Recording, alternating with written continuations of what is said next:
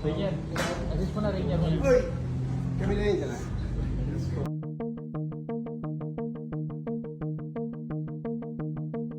Trending ang isang throwback video ni na Coco Martin at Jacqueline Jose.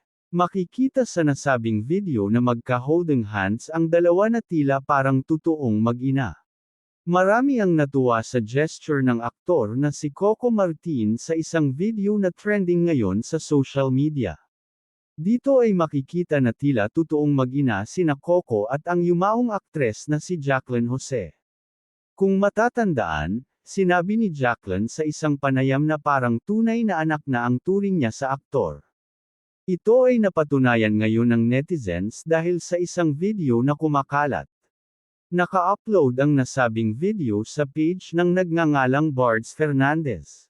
Sa naturang video, makikitang sabay na pumasok sa isang building sina Coco at Jacqueline Jose. Magkahawak kamay ang dalawa at talagang masasabi na alagang-alaga ni Coco ang biteranang aktres na parang tunay na ina. Mababasa naman sa caption ng uploader sa naturang video, Mommy Jane, eto pa yung nag-attend kayo ni Coco para sa Eddie Garcia Law.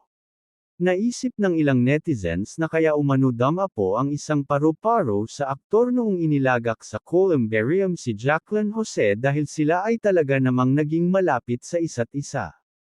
Ito ay bilang pamamaalam umano ng namayapang aktres kay Coco na tunay na naging mabuti sa kanya noong nabubuhay pa.